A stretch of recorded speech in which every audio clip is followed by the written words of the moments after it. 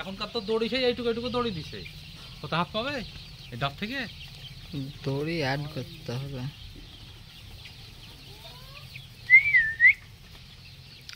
এই মালটা একবারই কমা কিনে ফেলেছে, করছিস যখন আর একটু খরচা করে ভালোটা কিনে নেবে।